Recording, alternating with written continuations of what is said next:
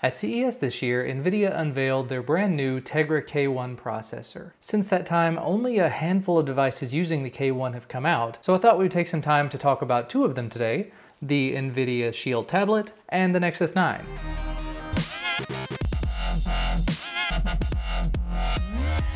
Now, as you're hopefully aware, there's actually quite a bit of difference between these two tablets, aside from the obvious form factor size. The SHIELD tablet comes running the Tegra K1 32-bit processor. It is a quad-core 2.22 GHz processor, whereas the Nexus 9 comes running the Denver 64-bit Tegra K1. That is a dual-core 2.5 GHz processor. And in sort of the planning stages of this video, I realistically expected that, given that this is the 64-bit one, I thought it was going to just absolutely blow the SHIELD tablet out of the water. But in the planning stages of this, I seem to remember someone saying that the Denver processor was quad-core, so I figured 4 2.5 GHz cores versus 4 2.2 GHz cores, that this one would absolutely win. But dual-core 64-bit, slightly faster, versus quad-core 32-bit 2.2 GHz, I have to say, before I even get started with anything, it was definitely a very close match. And before I do go any further, it should be pointed out that both of these are extraordinarily powerful. So for everyday activities and whatnot,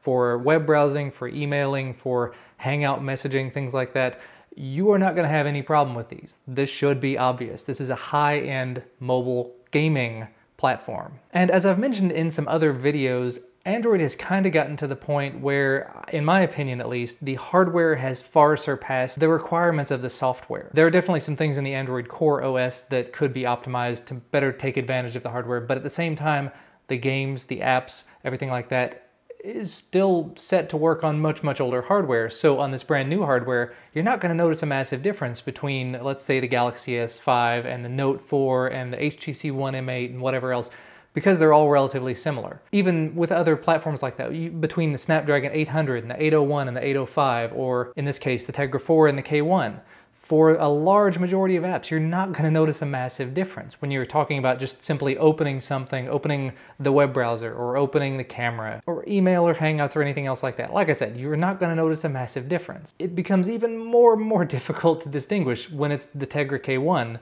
because like I said, they are so...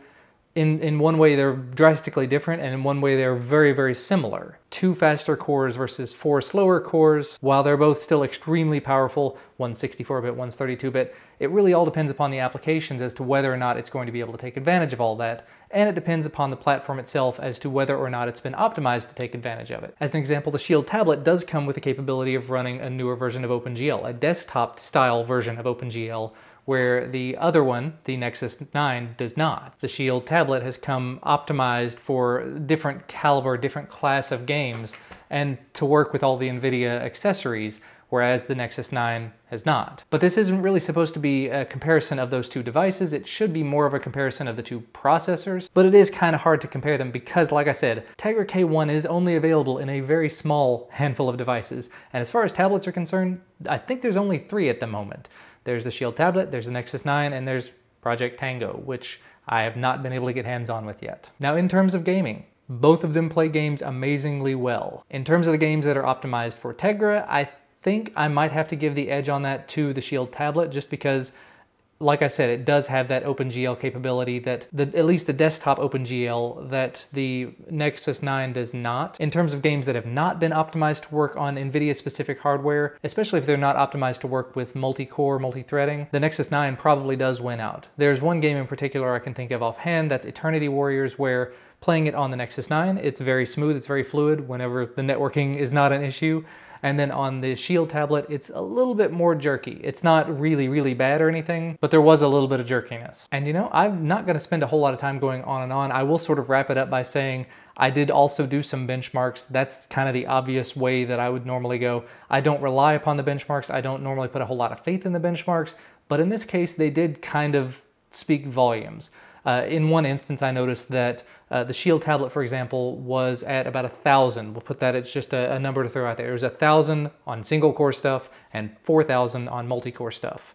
Whereas the Nexus 9 was like 2,000 on single core stuff and 3600 on multi-core stuff because it doesn't have as many cores, but those cores are a lot more powerful. So like I said, at the end of the day, they are kind of similar. They're similar and different in their own ways. In terms of single core performance, if you've got an app that's only going to use one core, you're definitely going to want to go with the Nexus 9, unless that app is an OpenGL 4.4.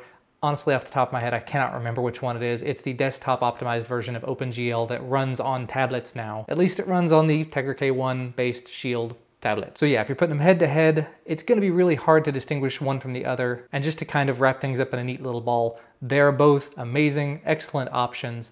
If you have the choice between one or the other, it's really going to depend on you and your needs and your wants. If you're going to be running a bunch of different apps at the same time, maybe get the Shield tablet. If you're going to be running a load of games that are optimized for Nvidia hardware, you might want the Shield tablet. If you're looking for things like the Valve bundle that they've put together with Half-Life and Portal and things like that, you're going to want to get the Shield tablet, obviously. If you're looking for just general overall performance, the Nexus 9 is also an amazing option. If you're looking for something with a bigger, higher resolution screen, the Nexus 9 is a good option. That said, it's a bit of a funky aspect ratio where the Shield tablet has the traditional, there we go, 16:9 ratio. This one has the 4:3 ratio. So it's kind of, again, an up in the air.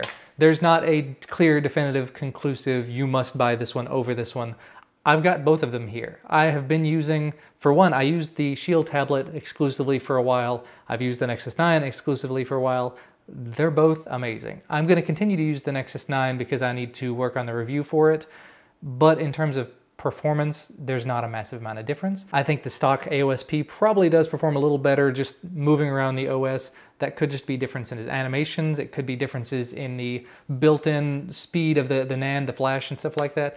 It could be any number of things. It could be that, like I said, this one has a slightly faster single core performance than the Shield tablet. But I am probably going to go ahead and wrap things up there. I've been rambling on for a little while now. They're both amazing options. If you're in the market for a 7-inch tablet, the Shield tablet is definitely the way to go. If you're in the market for a 9-inch tablet, anything bigger than 7 inches basically, the Nexus 9 is an awesome way to go. They're both excellent in their own right. They're both going to blow most other tablets out of the water at this point, and probably for a little while until inevitably next week Nvidia unveils something new, just a guess on my part. But yeah, if you do have any questions, anything you'd like to see in the Nexus 9 review perhaps, definitely let me know down in the comment section below. If there's anything that I've missed, because there are obviously going to be glaring things that I have not talked about here, feel free to mention that down below as well. But thank you guys so much for watching. Remember, if you like this video, leave us a like down below the video, subscribe to receive all of our content as soon as it becomes available. Maybe check out my YouTube channels if you're interested and subscribe over there, definitely appreciate it. But thanks for watching though, and I'll see you next time.